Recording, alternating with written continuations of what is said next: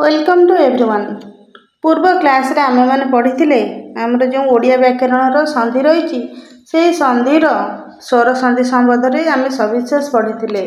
तो आमर ये ओडिया व्याकरण जो क्लास रही यहाँ नवम श्रेणीर जो एनसीईआरटी बुक रही से बुक अनुसार ये क्लास टी रही।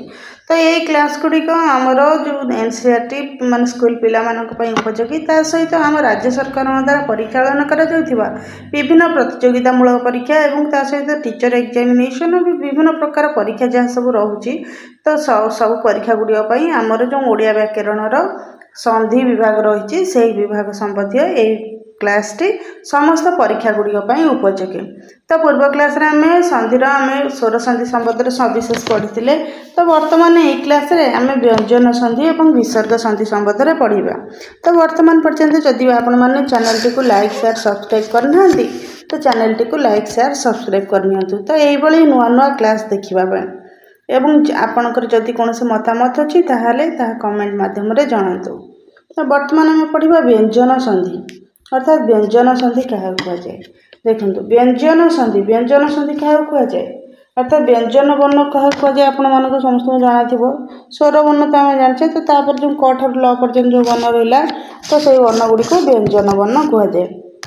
ठीक से आम स्वर संधि पढ़ी स्वर वर्ण पूर्वपद परपदर पूर्वपदर शेष पद और परपदर प्रथम पदर स्वर वर्ण और स्वर माने स्वर वर्ण जो मात्रा लोप पाई नूतन वर्ण सृष्टि होकर नूतन शब्द सृष्टि होता स्वर संधि कहला। एठार ठीक से व्यंजन वर्ण मिसिब व्यंजन संधि तार केत गुड़े उदाहरण दे देखा। सचरित्र हूँ शिष्यर श्रेष्ठ भूषण श्वेत केतु शिक्षादान करने उदालक सदिच्छा प्रकाश करते। तो एठार देखो जो कला अक्षर रही बड़ अक्षर सचरित्र और सदिच्छा ऊपर बाक्य गुड़ी देखा। सचरित्र सत युक्त चरित्र सत और चरित्र दुईटी शब्द मिसी सचरित्र संधि होती व्यंजन संधि। सत युक्त इच्छा सदिच्छा एठार संपूर्ण विवरण जाना दुईटी यही धारा गठित होती सचरित्र तयुक्त च मिसिक कौन है द्वितीय च होती अर्थात पूर्वपद सतर शेष वर्ण और तर परपद चरित्र प्रथम वर्ण च दुईटी व्यंजन वर्णर मिलन घटी अर्थात त आ च मिसिक द्वितीय च होती। तेणुक एठार चरित्र गोटे व्यंजन वर्ण कहीं दुईटी व्यंजन वर्णर मिसी। एपरि सदिच्छा सत युक्त इच्छा एठार त आ च मिसी जो त एवं च मिसी त एवं ई अर्थात पूर्वपद सतर शेष वर्ण त सहित परपद इच्छार प्रथम वर्ण ईर मिलन घटी व्यंजन वर्ण सह स्वर वर्णर मिलन घटी। तो आम जदि केवल खाली स्वर वर्ण मिलन घटिक शब्द हो स्वर वर्ण कहुँ जेको क्षेत्र में व्यंजन वर्ण मिसले व्यंजन संधि हम ता सहित व्यंजन वर्ण सहित स्वर वर्ण भी जदि मिसी थाए कि व्यंजन वर्ण थी व्यंजन संधि हे। ठीक से देखा एथिर जनागला जे परस्पर सन्निहित पूर्वोत्तर शेष व्यंजन वर्ण सहित परपदर प्रथम व्यंजन वर्ण व स्वर वर्णर मिलन को व्यंजन संधि कहुए। तो जहाँ भी आमर स्वर वर्ण था कि व्यंजन वर्ण था कि दुईटी पद मध्य गोटिकार व्यंजन वर्ण थी कौन कहुए व्यंजन संधि कहुए। तो ये व्यंजन संधि केते गुड़िए उदाहरण रही आम देखा।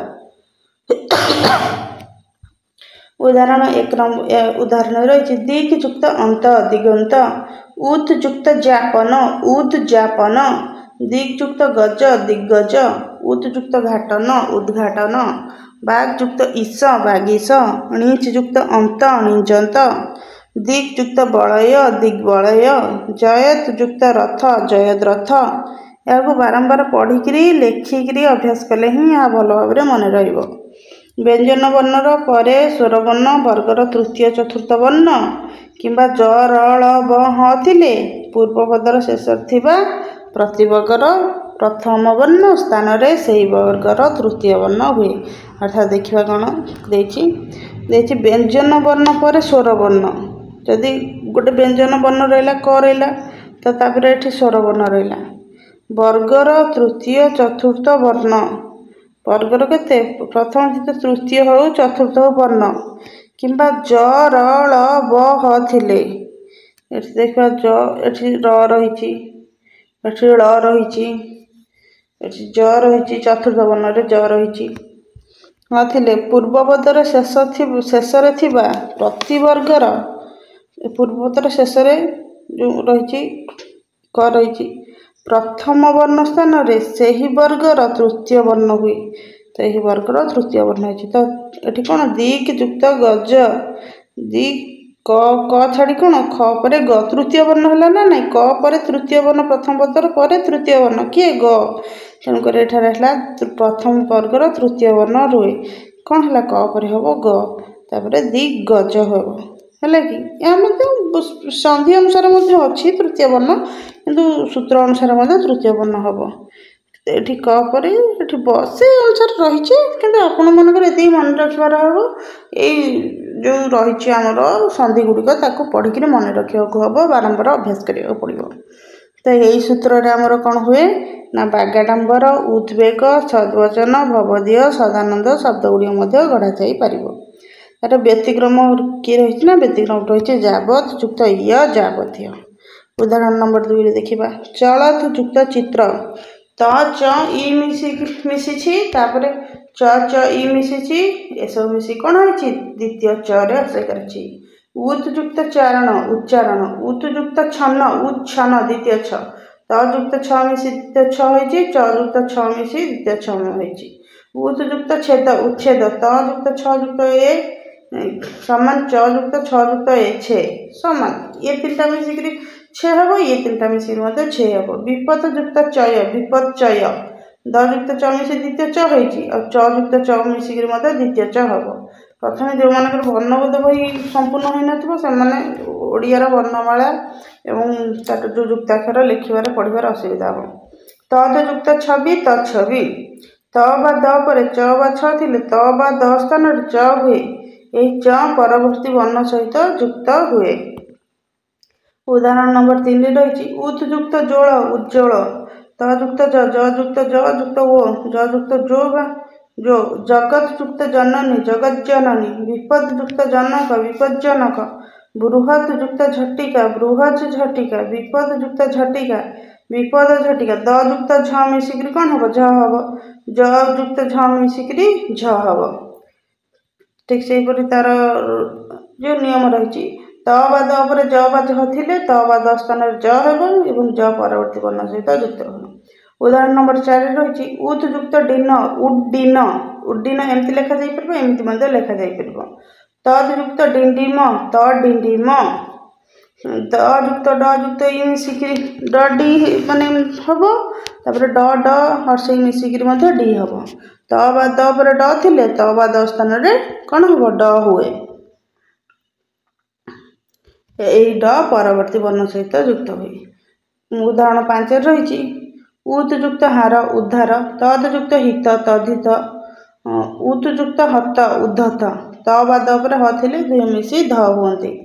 ଉଦାହରଣ 6ରେ ରହିଛି ଉତ୍ ଯୁକ୍ତ ଲେଖ ଉଲ୍ଲେଖ ତଦ୍ ଯୁକ୍ତ ଲକ୍ଷଣ ତଲ୍ଲକ୍ଷଣ ତଲ୍ଲକ୍ଷଣ ତ ବା ଦ ପରେ ଲ ଥିଲେ ତ ବା ଦ ସ୍ଥାନରେ ଲ ହୁଏ। ଏହି ଲ ପରବର୍ତ୍ତୀ ଲ ସହିତ ମିଳିତ ହୁଏ। ଠିକ୍ ସେହିପରି ଦେଖିବା ଉଦାହରଣ 7ରେ ରହିଛି ଉତ୍ ଯୁକ୍ତ ଶୃଙ୍ଖଳ ଉଚ୍ଛୃଙ୍ଖଳ ତ ଯୁକ୍ତ ସ ଯୁକ୍ତ ର ହେବ ଶ୍ରୁ ଚ ଯୁକ୍ତ ଛ ଯୁକ୍ତ ରୁ ହେବ ଛୃ ଉତ୍ ଯୁକ୍ତ ଶ୍ୱାସ ଉଚ୍ଛ୍ୱାସ ବିପଦ ଯୁକ୍ତ ଶଙ୍କା ବିପଦ ଶଙ୍କା ଏଠାରେ ବିପଦ ଶଙ୍କା ନ ହୋଇକି ବିପଦ ଶଙ୍କା ହୋଇଛି ଏଇଟା ମନେ ରଖିଥିବେ। ଚ ଯୁକ୍ତ ଛ ଛ ହେବ। ତ ବା ଦ ପରେ ସ ଥିଲେ ତ ବା ଦ ସ୍ଥାନରେ ଚ ହୁଏ ଓ ସ ସ୍ଥାନରେ ଛ ହୁଏ। ଏହି ଚ ଓ ଛ ମିଶି ଦ୍ୱିତୀୟ ଛ ହୁଅନ୍ତି। ଉଦାହରଣ ନମ୍ବର 8ରେ ରହିବ ଜଗତ୍ ଯୁକ୍ତ ନାଥ ଜଗନ୍ନାଥ ବାଗ୍ ଯୁକ୍ତ ମୟ ବାଡ୍ମୟ ମୃଦ୍ ଯୁକ୍ତ ମୟ ମୃଡ୍ମୟ ଚିତ୍ ଯୁକ୍ତ ମୟ ଚିନ୍ମୟ ଜଗତ୍ ଯୁକ୍ତ ମୋହନ ଜଗନ୍ମୋହନ। ପରପଦର ପ୍ରଥମ ବର୍ଣ୍ଣ ନ ବା ମ ହୋଇଥିଲେ ପୂର୍ବପଦର ଶେଷ ବର୍ଣ୍ଣ ଯେଉଁ ବର୍ଗର ହୋଇଥାଏ ତ ସ୍ଥାନରେ ସେହି ବର୍ଗ ପଞ୍ଚମ ବର୍ଣ୍ଣ ହୁଏ ତାହା ପରବର୍ତ୍ତୀ ବର୍ଣ୍ଣ ସହିତ ଯୁକ୍ତ ହୁଏ। ସମ୍ ଯୁକ୍ତ ଚୟ ସଞ୍ଚୟ ସଞ୍ଚୟ ସମ୍ ଯୁକ୍ତ ଜୟ ସଞ୍ଜୟ ସଞ୍ଜୟ ସଂଯୁକ୍ତ ବାଦ ସମ୍ବାଦ ସମ୍ବାଦ ଏମିତି ଲେଖାଯାଇପାରିବ ଏମିତି ମଧ୍ୟ ଲେଖାଯାଇପାରିବ। ସଂଯୁକ୍ତ ଗ୍ରହ ସଂଗ୍ରହ ସଂଯୁକ୍ତ ବଳ ସମ୍ବଳ। ଏହାର ଏ ନିୟମ ରହୁଛି ମ ପରେ ଯେଉଁ ବର୍ଗର ବର୍ଣ୍ଣ ଥାଏ ମ ସ୍ଥାନରେ ସେହି ବର୍ଗର ପଞ୍ଚମ ବର୍ଣ୍ଣ ହୁଏ। ବିକଳ୍ପରେ ମ ସ୍ଥାନରେ ଅନୁସାର ମଧ୍ୟ ହୋଇଥାଏ। ସେପରି ଉଦାହରଣ 10ରେ ରହିଛି ଏହା ନିୟମ ରହିଛି ନିୟମ ମନେ ରଖିବେ କିନ୍ତୁ ବିଶେଷ ଭାବରେ ଆପଣଙ୍କର ଯେଉଁ ସନ୍ଧି ରହିଛି ତାକୁ ଲେଖିକି ବାରମ୍ବାର ଅଭ୍ୟାସ କରିବେ। ସମ୍ ଯୁକ୍ତ ସାର ସଂସାର, ସମ୍ ଯୁକ୍ତ ଶୋଧନ ସଂଶୋଧନ, ସମ୍ ଯୁକ୍ତ ରକ୍ଷଣ ସଂରକ୍ଷଣ, ସମ୍ ଯୁକ୍ତ ହତି ସଂହତି। ମ ପରେ ଅବର୍ଗ୍ୟ ବର୍ଣ୍ଣ ଥିଲେ ମ ସ୍ଥାନରେ କ'ଣ ହୁଏ ନା ଅନୁସାର ହୁଏ। ଉଦାହରଣ ନମ୍ବର 11 ରହିଛି ତୁସ୍ ଯୁକ୍ତ ତ ତୁଷ୍ଟ, ସସ୍ ଯୁକ୍ତ ଥ ଷଷ୍ଠ, ଶିସ୍ ଯୁକ୍ତ ତ ଶିଷ୍ଟ। ସ ବା ସ ପରେ ତ ଥିଲେ ତ ସ୍ଥାନରେ ଟ ଓ ଥ ଥିଲେ ଥ ସ୍ଥାନରେ ଠ ହୁଏ। ଠିକ୍ ସେହିପରି ଉଦାହରଣ 12 ରହିଛି ସମ୍ ଯୁକ୍ତ କୃତି ସଂସ୍କୃତି, ପରିଯୁକ୍ତ କାର ପରିଷ୍କାର, ସଂଯୁକ୍ତ କାର ସଂସ୍କାର। ସମ୍ ଓ ପରି ଉପସର୍ଗ ପରେ କୃ ଧାତୁ ନିଷ୍ପନ୍ନ କାର କୃତିକରଣ ପ୍ରଭୃତି ପଦ ରହିଲେ ସ ବର୍ଣ୍ଣର ଆଗମନ ହୁଏ ଏବଂ ତାହା ପରବର୍ତ୍ତୀ ବର୍ଣ୍ଣ ସହିତ ଯୁକ୍ତ ହୁଏ। ସ୍ଥଳ ବିଶେଷରେ ସ ଶତବିଧି ଅନୁଯାୟୀ ସରେ ପରିଣତ ହୁଏ। ଠିକ୍ ସେପରି ଉଦାହରଣ 13 ରହିଛି ଆପଦ ଯୁକ୍ତ କାଳ ଆପତ୍କାଳ, ତଦ୍ ଯୁକ୍ତ ପର ତତ୍ପର, କ୍ଷୁଧ୍ ଯୁକ୍ତ ପିପାସା କ୍ଷୁତ୍ ପିପାସା। ଦ ଓ ଧ ପରେ କ ଖ ପ ଫ ଦନ୍ତେସ୍ ମଧ୍ୟରୁ କୌଣସି ଗୋଟିଏ ବର୍ଣ୍ଣ ରହିଲେ ଦ ବା ଧ ତରେ ପରିଣତ ହୁଏ। ଠିକ୍ ସେପରି ଉଦାହରଣ ନମ୍ବର 14 ରହିଛି ଅନୁଯୁକ୍ତ ଛେଦ ଅନୁଚ୍ଛେଦ, ପରିଯୁକ୍ତ ଛଦ ପରିଚ୍ଛଦ। ଏକାର ଆସିଲେ ଏ ରହିବ କିନ୍ତୁ ଖାଲି ଛ ରହିଲେ ଛ ରହିବ। ବିଯୁକ୍ତ ଛେଦ ବିଚ୍ଛେଦ, ଆ ଯୁକ୍ତ ଛାଦନ ଆଚ୍ଛାଦନ। ଛ ପରେ ଥିଲେ ପୂର୍ବୋତ୍ତର ଅନ୍ତଃସ୍ଥିତ ସ୍ୱରବର୍ଣ୍ଣ ପରେ ଚ ର ଆଗମ ହୁଏ। এই চ ପରବର୍ତ୍ତୀ ଛ ମିଶି ଛ ହୁଅନ୍ତି। ଠିକ୍ ସେପରି ଏହା ଆମର ଗଲା କ'ଣ ବ୍ୟଞ୍ଜନ ସନ୍ଧି। ବ୍ୟଞ୍ଜନ ବର୍ଣ୍ଣ ସହିତ ବ୍ୟଞ୍ଜନ ବର୍ଣ୍ଣ ମିଶିଲେ କିମ୍ବା ବ୍ୟଞ୍ଜନ ବର୍ଣ୍ଣ ସହିତ ସ୍ୱରବର୍ଣ୍ଣ ମିଶିଲେ ମଧ୍ୟ ବ୍ୟଞ୍ଜନ ସନ୍ଧି ହେବ। କିନ୍ତୁ ଯେକୌଣସି ଜାଗାରେ ମଧ୍ୟ ବ୍ୟଞ୍ଜନ ବର୍ଣ୍ଣ ଥିବ ତାହେଲେ ତାହା ବ୍ୟଞ୍ଜନ ସନ୍ଧି ହେବ, କିନ୍ତୁ ଯେଉଁଠାରେ କେବଳ ମାତ୍ର ସ୍ୱରବର୍ଣ୍ଣ ଥିବ ତାହା ସ୍ୱର ସନ୍ଧି ହେବ। ତ ବର୍ତ୍ତମାନ ଆମେ ପଢ଼ିବା ବିସର୍ଗ ସନ୍ଧି। ବିସର୍ଗ ସନ୍ଧି କାହାକୁ କୁହାଯାଏ? ଯେଉଁଠାରେ ବିସର୍ଗ ଥିବ ସେଠାରେ ମିଶିକରି ବିସର୍ଗ ସନ୍ଧି ହେଇଥିବ ତ ବିସର୍ଗ ସନ୍ଧି ହିଁ ହେବ। ପ୍ରାକ୍ତର ଏଠି ର ପ୍ରତଃ, ଦୂର ଦୁଃ ମାନେ ଏଇ ଧାତୁରୁ ସବୁ ଆସିଛି, ମାନେ ମୂଳ ଶବ୍ଦ ବା ଧାତୁରୁ। ଅନ୍ତର ଅନ୍ତଃ, ନିର୍ ନିଃ, ଯଶସ୍ ଯଶଃ, ରଜସ୍ ରଜଃ, ମନସ୍ ମନଃ, ତେଜସ୍ ତେଜଃ। ଲକ୍ଷ୍ୟ ର ଆଉ ସ ହେଉଛନ୍ତି ବିସର୍ଗର ଗୋଟେ ଗୋଟେ ରୂପ। ତ ଏଇ ଯେଉଁ ଦନ୍ତେଶ ଆଉ ର ଯେଉଁ ରହିନାହିଁ କି ଇଏ ହେଉଛନ୍ତି ବିସର୍ଗର ଗୋଟେ ଗୋଟେ ରୂପ। ଇଏ ସବୁ ଯେଉଁଠି ଥିବ ତ ସେଠି କ'ଣ ହେବ? ସେ ଜାଗାରେ ଆମର ବିସର୍ଗ ସନ୍ଧି ଆସିବ। ଯେଉଁଠି ଏମିତି ର ଉଚ୍ଚାରଣ ଆସିଥିବ ରରେ ହଳନ୍ତ ଆଉ ସରେ ହଳନ୍ତ ଥିବ ଏଠି କ'ଣ ହେବ? ଆମର ବିସର୍ଗର ସନ୍ଧିଟି ହିଁ ଆସିବ। କେତୋଟି ଉଦାହରଣ ଦେଖିବା। ଗୁରୁ ଶିଷ୍ୟର ଗତିବିଧିକୁ ନିରୀକ୍ଷଣ କଲେ, କର୍ତ୍ତବ୍ୟର ଅବହେଳା କଲେ ପଛରେ ମନସ୍ତାପ କରିବାକୁ ପଡ଼େ। ଆସ ଉପର ବାକ୍ୟରେ ଥିବା ଶବ୍ଦ ଗଠନ ପ୍ରଣାଳୀ ଦେଖିବା। ନିରୀକ୍ଷଣ, ନିରୀକ୍ଷଣଟା କିଭଳି ଭାବରେ ସୃଷ୍ଟି ହେଇଛି? ନିରୀକ୍ଷଣ ଏଠି ର ହେଇଛି ନା ନାହିଁ, ତେଣୁକରି ଏଠି ବିସର୍ଗ ଅଛି। ନିହି ଯୁକ୍ତ ଇକ୍ଷଣ, ନିହି କେମିତି ହେଇଛି? ନିର୍ ଯୁକ୍ତ ଇକ୍ଷଣ, ର ଯୁକ୍ତ ଇ ରି। ମନସ୍ତାପ, ମନଃ ତାପରୁ ଆସିଛି। ମନଃ ଏଠି ଦନ୍ତେଶ ସଟା ଆସୁଛି ନା ନାହିଁ, ତେଣୁକରି ଏଠାରେ ମଧ୍ୟ ବିସର୍ଗ ଅଛି। ମନସ୍ ଯୁକ୍ତ ତାପ, ସ ଯୁକ୍ତ ତା କ'ଣ ହେଇଛି? ସ୍ତା। ଠିକ୍ ସେହିପରି ଆମେ କ'ଣ ଜାଣିଲେ? ଆମେ ଜାଣିଲେ ଯେ ପ୍ରଥମ ଶବ୍ଦ ନିରୀକ୍ଷଣ ପୂର୍ବପଦ ଶେଷରେ ଥିବା ବିସର୍ଗ ସହିତ ପରପଦର ଆଦ୍ୟ ବର୍ଣ୍ଣ ହ୍ରସ୍ୱଇ ବା ସ୍ୱରବର୍ଣ୍ଣର ମିଳନ ହେଲା। ସେହିପରି ଦ୍ୱିତୀୟ ଶବ୍ଦ ମନସ୍ତାପରେ ପୂର୍ବପଦର ଶେଷରେ ଥିବା ବିସର୍ଗ ସହିତ ପରପଦର ଆଦ୍ୟରେ ଥିବା ତ ବା ବ୍ୟଞ୍ଜନ ବର୍ଣ୍ଣର ମିଳନ ହେଲା। ଏଥିରୁ ଜଣାଗଲା ଯେ ବିସର୍ଗ ସନ୍ଧିର ସଂଜ୍ଞା କ'ଣ ଆମେ ଦେଖିବା।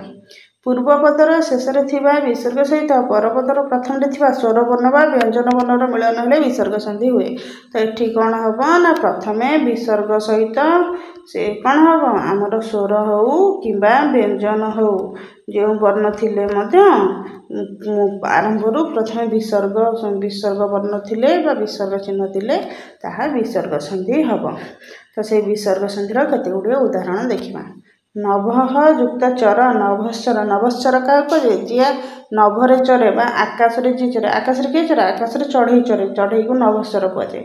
ନଭଃ ସମାନ ନଭ ଯୁକ୍ତ ଚର, ସ ଯୁକ୍ତ ଚ ତାଲବ୍ୟ ଯୁକ୍ତ ଚ ଚ। ନିଃ ଯୁକ୍ତ ଚୟ ନିଶ୍ଚୟ, ଦୁଃ ଯୁକ୍ତ ଚିନ୍ତା ଦୁଶ୍ଚିନ୍ତା, ଶିରଃ ଯୁକ୍ତ ଛେଦ ଶିରଶ୍ଛେଦ। ବିସର୍ଗ ଯୁକ୍ତ ଛ, ବିସର୍ଗ ପରେ ଚ ବା ଛ ଥିଲେ ବିସର୍ଗ ସ୍ଥାନରେ କ'ଣ ହୁଏ? ସ ହୁଏ। ତ ଏଗୁଡ଼ିକ ଆପଣ ବାରମ୍ବାର ଲେଖି ଲେଖି ଅଭ୍ୟାସ କରିବେ, ତେବେ ମନେ ରହିବ। ତାପରେ ଧନୁ ଯୁକ୍ତ ଟଙ୍କାର, ଧନୁଷ ଟଙ୍କାର, ବିସର୍ଗ ଯୁକ୍ତ ଟ ସ ଯୁକ୍ତ ଟ ଷ୍ଟ। ବିସର୍ଗ ପରେ ଟ ବା ଟ ଥିଲେ ବିସର୍ଗ ସ୍ଥାନରେ ସ ହୁଏ। ମନଃ ଯୁକ୍ତ ତାପ ମନସ୍ତାପ, ବିସର୍ଗ ଯୁକ୍ତ ତା ସମାନ ସ ଯୁକ୍ତ ତା। ବିସର୍ଗ ଯୁକ୍ତ ତା ମଧ୍ୟ ସ୍ଥା ହେବ, ଦନ୍ତ ଯୁକ୍ତ ତା ମଧ୍ୟ ବି ସ୍ଥା ହେବ। ଦୁଃ ଯୁକ୍ତ ତର ଦୁସ୍ତର, ବିସର୍ଗ ପରେ ତ ବା ତ ଥିଲେ ବିସର୍ଗ ସ୍ଥାନରେ ଦନ୍ତସ୍ୟ ହୁଏ।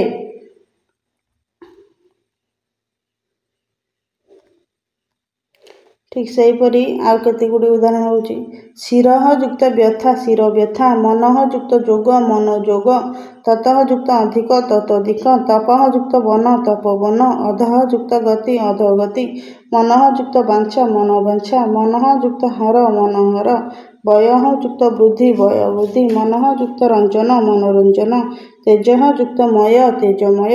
यार संज्ञा कण यार संज्ञा रही स्वरूपी विसर्ग पर अवर्गर तृतीय चतुर्थ पंचम वर्ण कि जर अल बहले विसर्ग स्थान में कौन हुए ओ हुए।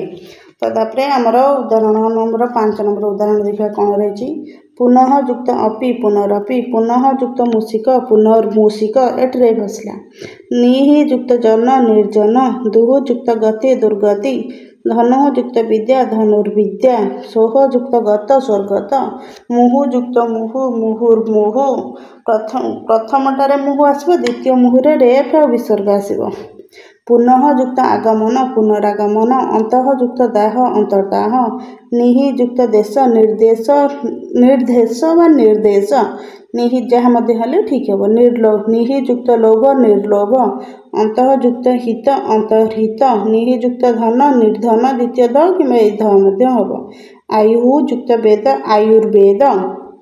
यार संज्ञा कौन रही जानिबा संज्ञा रही र रूपी विसर्ग पर स्वर वर्ण वर्गर तृतीय चतुर्थ पंचम वर्ण जरल बहले विसर्ग स्थान में र हुए।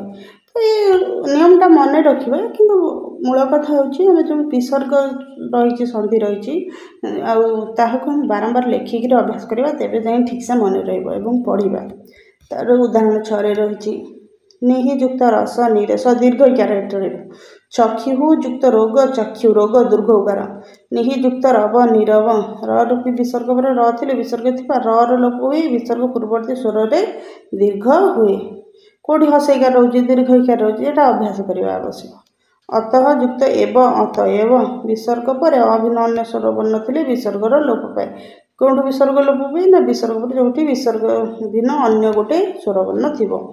मन उदाहरण 8 रही मन युक्त कामना मनस्कामना निहि युक्त फल निष्फल निहि युक्त पाप निष्पाप धनु युक्त पाणी धनुष्पाणी नमः युक्त कार नमस्कार पुरः युक्त कार पुरस्कार विसर्ग पर क प फ आदि थिले विसर्ग स्थान दंतेश हुए स्थल विशेष दंतेश शताब्दी अनुसार मूर्धन्य होई थाए किंतु केते गुड़े व्यतिक्रम अच्छी देखा व्यतिक्रम होची हरियुक्त चंद्र हरिश्चंद्र बारयुक्त बार बारंबार षड्युक्त 10 षोडश बृहत युक्त पति बृहस्पति एक युक्त 10 एकादश ये देखो एक युक्त 10 ये आकार ना कि एठारे आकार हम जदि एक युक्त आदर्श था आकार आसता ना ना कि खाली क अच्छी तेज एकादश हो व्यतिक्रम रही परयुक्त पर परस्पर अहयुक्त अह तो यहाँ ही थिला आमर विशेष भाव में आमर जो व्यंजन संधि एवं विसर्ग संधिर उदाहरण एवं सविशेष आलोचना। तो परवर्ती क्लास रे आम ओडिया व्याकरण अन्य विभाग क्लास गुड़िक अपलोड क्लास गुड़िक आनी अपलोड करूँ तो आपण सहित विशेष डिस्कसन करूँ।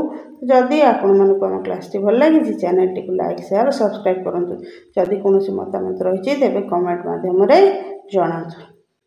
तो यहाँ आपण मानकर ओडिया व्याकरण जो संधि विभाग रही संधिर गोटे आलोचना एवं गोटे क्लास जहाँकि आपण मानकर विभिन्न प्रकार प्रतियोगितामूलक परीक्षा एवं क्लास प्रमोशन परीक्षा ता सहित ओडिया व्याकरण ज्ञान वृद्धि में सहायक होब। धन्यवाद।